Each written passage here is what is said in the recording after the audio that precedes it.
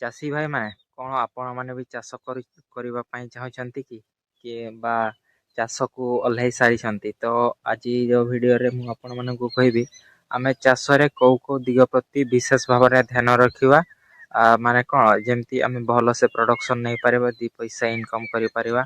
ତ କିଛି ଲୋକ କ'ଣ ଆପଣମାନେ ଦେଖିଥିବେ ଚାଷ ତ କରନ୍ତି କିନ୍ତୁ ସମସ୍ତେ ସକ୍ସେସ୍ ହେଇପାରନ୍ତି ନାହିଁ।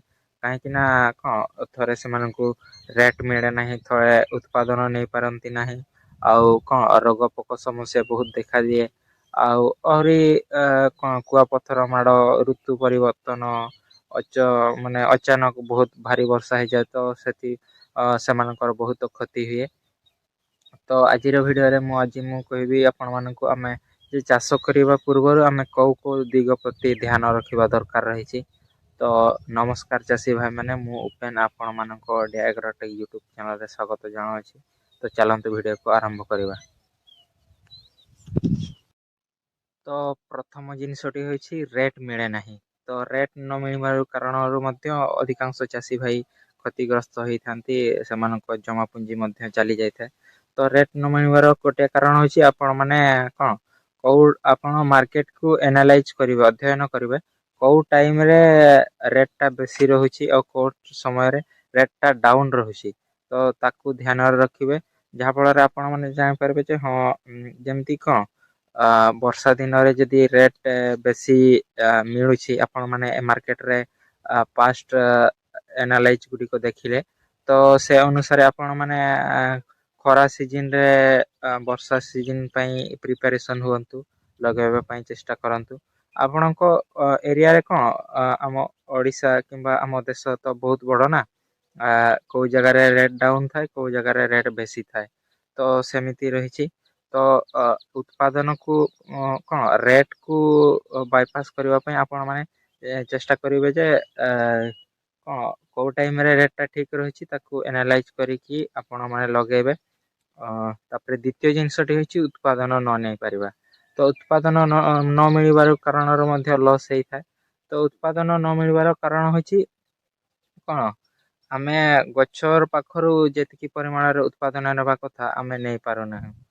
ତ ଯେମିତି କ'ଣ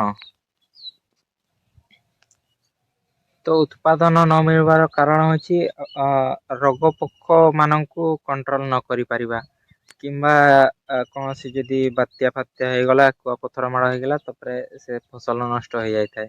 ତ ସେ କୁଆପଥର ମାଡ଼ ଗୁଡ଼ିକୁ ତ ଆମେ ତ ଅଟକେଇ ପାରିବାନି। କିନ୍ତୁ ଯୋଉ କ'ଣ ରୋଗ ପୋକ ସମସ୍ୟା ଗୁଡ଼ିକ ଆସୁଛି, ସେମାନେ ମଧ୍ୟ ଉତ୍ପାଦନକୁ ପ୍ରଭାବିତ କରିଥାନ୍ତି।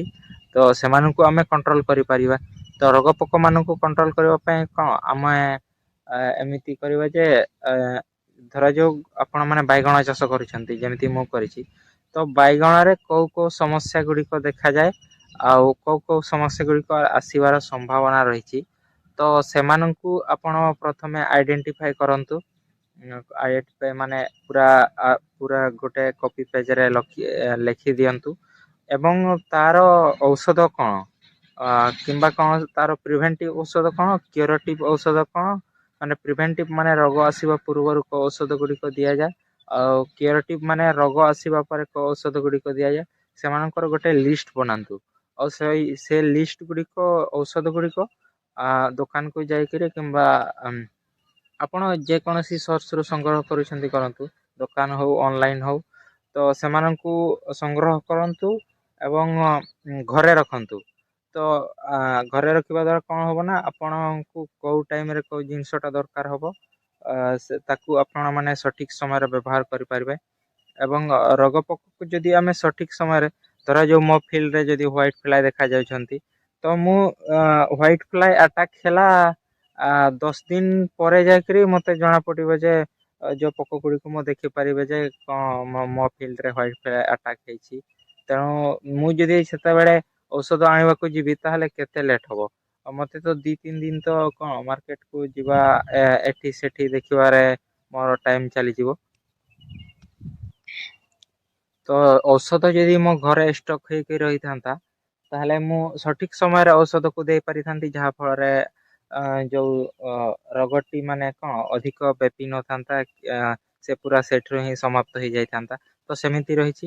ଆପଣ ମାନେ ଯେବେ ମଞ୍ଜି ଆଣିଲେ ତ ମଞ୍ଜି ଆଣିବା ସହିତ ତାର ସାର ବିଷ ଔଷଧ ଗୁଡ଼ିକ ଫଙ୍ଗିସାଇଡ ଗୁଡ଼ିକ ନେଇ ଆସନ୍ତୁ ତା ସାଙ୍ଗରେ।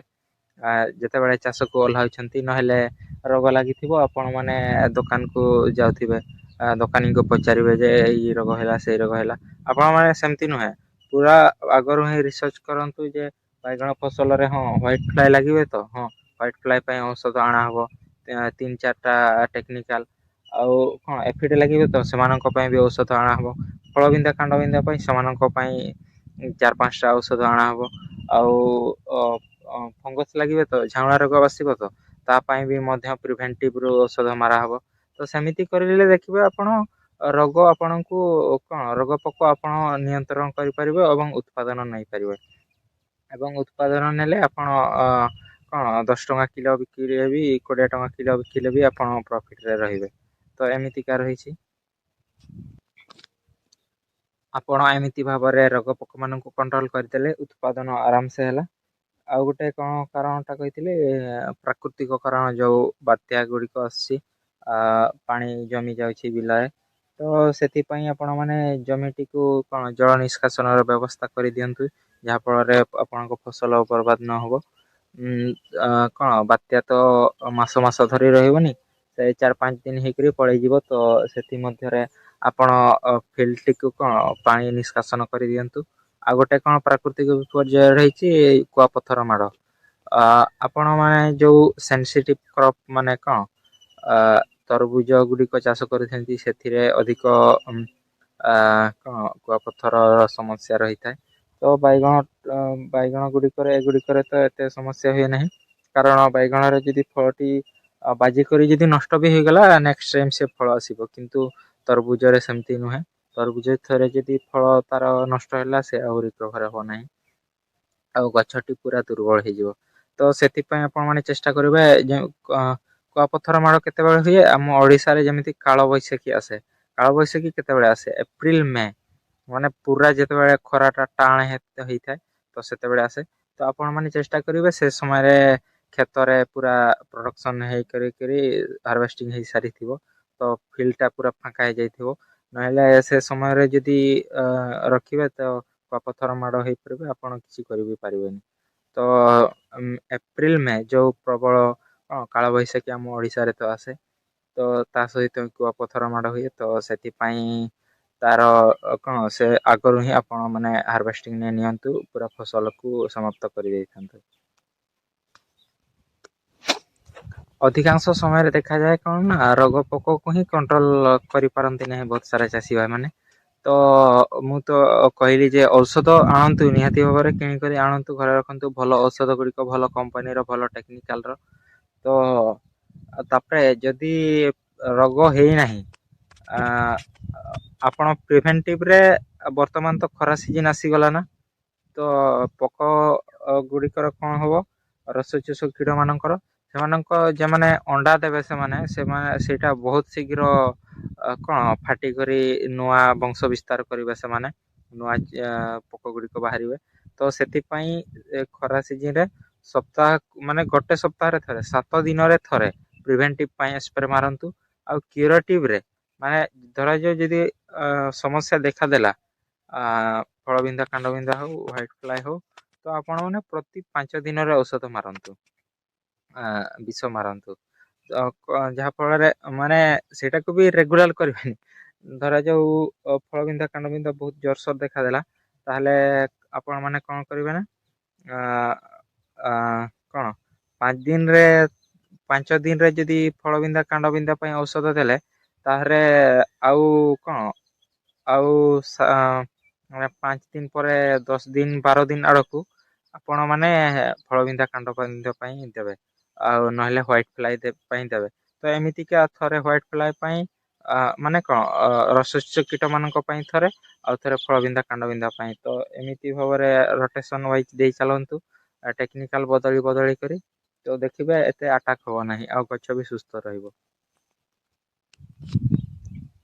ବାଇଗଣ ଚାଷରେ ତ ବହୁତ ଖର୍ଚ୍ଚ ଲାଗିଥାଏ ଆପଣ ମାନେ ଜାଣିଛନ୍ତି ତ ରେ ଧର ଯୋଉ ହ୍ୱାଇଟ ଫ୍ଲାଏ କିମ୍ବା କୀଟ ଏଫିଡ ମାନେ ଦେଖାଦେଲେ ମାଇଟ ସେଗୁଡିକ ଯଦି ଦେଖାଦେଲେ ଆପଣ ମାନେ ପ୍ରତି 5 ଦିନରେ ସ୍ପ୍ରେ ମାରିବା ପାଇଁ ଚେଷ୍ଟା କରନ୍ତୁ। ତ 5 ଦିନରେ ମାନେ କଣ 4ରୁ 5 ରୋଟେଟ୍ ମାନେ ମାନେ 5 ଦିନ ଅନ୍ତରରେ 4ରୁ 5 ଥର ଦେଇ ଦିଅନ୍ତୁ, ଦେଖିବେ ରୋଗ କଣ୍ଟ୍ରୋଲ ହବ। ତାପରେ ଆପଣ ମାନେ 5ରୁ ସେଇଟାକୁ 7 ଦିନ କରିପାରିବେ, ଦିନଟାକୁ ବଢେଇ ପାରିବେ। ତ ସେମିତି ଭାବରେ ମାରି ଚାଲିବେ ଫସଲ ଶେଷ ପର୍ଯ୍ୟନ୍ତ। ନହେଲେ ତ ରୋଗ ପୋକ ମାନଙ୍କୁ କଣ୍ଟ୍ରୋଲ କରାଯାଇ ପାରିବନି। ଆଉ ଏମିତିକା ରହିଛି। ତ ଆଜିର ଭିଡିଓରେ ବହୁତ ସର୍ଟରେ ମୁଁ କଣ ଆଜିର ଭିଡିଓ ମୋଟୋ ଅଛି ଯେ ଆପଣ ମାନେ ରୋଗ ପୋକ ମାନଙ୍କୁ କେମିତି କଣ୍ଟ୍ରୋଲ କରିବେ, ଭଲ ପ୍ରଡକ୍ସନ ଯାହାଫଳରେ ନେଇପାରିବେ, ଭଲ ରେଟ୍ ପାଇବେ। ଠିକ ସମୟରେ ଯୋଉ ଫସଲ କରିଥିବେ ସେଥିରେ ତ ରେଟ୍ ତ ନିହାତି ମିଳିବ। ତ ଭଲ 2 ପଇସା ଇନକମ କରିପାରିବେ। ଆଉ କଣ ଯୋଉ ବହୁତ ସାରା ଚାଷୀ ଭାଇ ମାନେ ଲସ୍ ହୁଅନ୍ତି, ଆପଣ ସେଇ ଲସ୍ ର ସମ୍ମୁଖୀନ ହେବ ନାହିଁ। ଆପଣ ମାନେ ନିଜେ ଔଷଧ ଗୁଡିକ ରିସର୍ଚ୍ଚ କରନ୍ତୁ। ଆପଣଙ୍କ ଏରିଆ କଣ୍ଡିସନ ଅନୁସାରେ ନିଜେ କଣ ଔଷଧ ଗୁଡିକ ଆଣନ୍ତୁ। ଆଉ ନିଜର ବି ଟିକେ ଆଇଡିଆ ଲଗାନ୍ତୁ ଯେ ମୁଁ କେମିତି ଭାବରେ ଔଷଧ ସାର ଗୁଡିକ ଦେଲେ କଣ କୀଟନାଶକ ଔଷଧ ଗୁଡିକ ଦେଲେ ଭଲ କାମ କରିବ। ତ ଆଜିର ଭିଡିଓରେ ଏତିକି। ତ ମୁଁ ଯୋଉ କହିଲି ପ୍ରିଭେଣ୍ଟିଭରେ ଔଷଧ ମାରୁଛନ୍ତି 7 ଦିନରେ ଥରେ। ମାନେ ମାନେ ମାସକୁ 4 ଥର ହବ ଯଦି ପ୍ରିଭେଣ୍ଟିଭରେ ମାରୁଛନ୍ତି। ଆଉ ଯଦି 5 ଦିନରେ କ୍ଷୀର ମାରୁଛନ୍ତି ତାହେଲେ 5×5 = 30 ମାନେ 6 ଥର ହବ ମାସକୁ। ତ ସେମିତି ଭାବରେ ଔଷଧ ଦେଇ ଚାଲନ୍ତୁ। ବାଇଗଣ ଯଦି କରିଛନ୍ତି ତାହେଲେ ଆଜି ଫଳ ତଳିଦେଲେ ତାପରେ ଔଷଧ ଟା ମାରିଦେଲେ ଆଜି ହିଁ। ଧରାଯାଉ ମୋର ସପ୍ତାହକୁ 2 ଥର ହାର୍ଭେଷ୍ଟିଂ ହଉଛି, କାରଣ ସୋମବାର ଆଉ ଶୁକ୍ରବାର ମୋର ହାଟ ଅଛି। ତ ମୁଁ ସୋମବାର ଦିନ ଔଷଧ ମାରିଦେଲି, ଆଉ ଥରେ କଣ ଶୁକ୍ରବାର ଦିନ ଆଉ ଥରେ ଫଳ ତଳା ହବ, ତାପରେ ଔଷଧ ମରା ହବ। ତ ସେମିତିକା ରହିଛି। ମୁଁ ଆପଣଙ୍କୁ ଏ ଭିଡିଓରେ କଣ ନିଜ ଆଇଡିଆ ଲଗେଇକି ଚାଷ କରିବା ପାଇଁ କହିଛି। ଔଷଧ ଗୁଡିକର ନାମ ଗୁଡିକ ଚିହ୍ନିବା ପାଇଁ ଜାଣିବା ପାଇଁ ଆପଣ ମାନେ ବି ଚେଷ୍ଟା କରନ୍ତୁ। ତ ଆଜିର ଭିଡିଓରେ ଏତିକି, ରହିଲି ନମସ୍କାର।